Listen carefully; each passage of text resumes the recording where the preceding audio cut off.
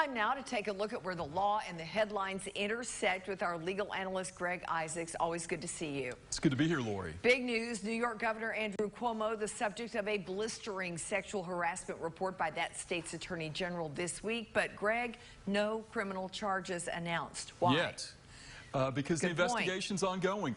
New York Attorney General James issued a scathing report which found that Governor Cuomo violated not only New York law, but federal law as it relates to sexual harassment.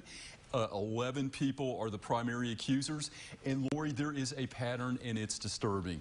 Very much so. New York Attorney General James interviewed in this investigation 179 people that corroborated these allegations. One, his executive assistant, said that she had been groped, and it was unwelcomed. He had kissed her unwelcomely on the cheek, on the forehead. There had been a number of comments that were sexual in nature to a variety of employees. Just a really toxic environment overall. However, troopers that were assigned to his security detail, there was one in particular that he routinely would fondle or grope. There would be conversations about whether people would engage in extramarital affairs.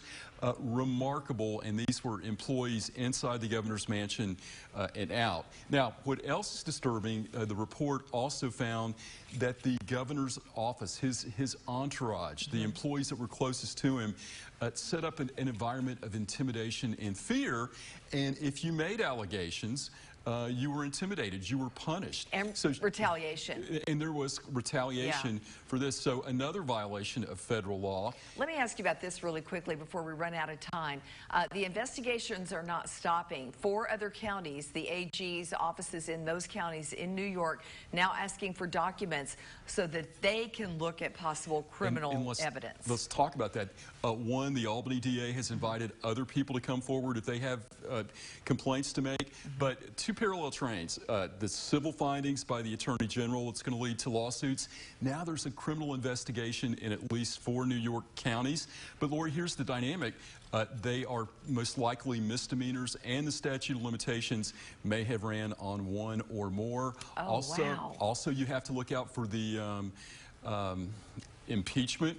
That's inevitable. People are calling for that, and big organizations are just calling for his outright ouster. Yeah, just right. And they have asked him, the president, President Biden, has asked him to resign. Nancy Pelosi, Schumer, all of the General Assembly on both sides of the aisle have said, you need to step down right now. But Governor Cuomo has said, and he released a pre-recorded statement where his defense is, hey, I didn't mean anything by it. I'm an older guy. This is just the way we communicate. Really, if I was his lawyer, I would be concerned that, one, he gave this statement, and that was his defense. But, Lori, we'll see. And Governor Cuomo is probably holding his breath. Will there be criminal charges? Who knows? But a very blistering, salacious report from the New York Attorney General. Very disturbing. And, Lori, out of 56 governors in New York, the last one impeached was 100 years ago. Cuomo does not want to make history. No. All right, Greg, thank you. Thank you.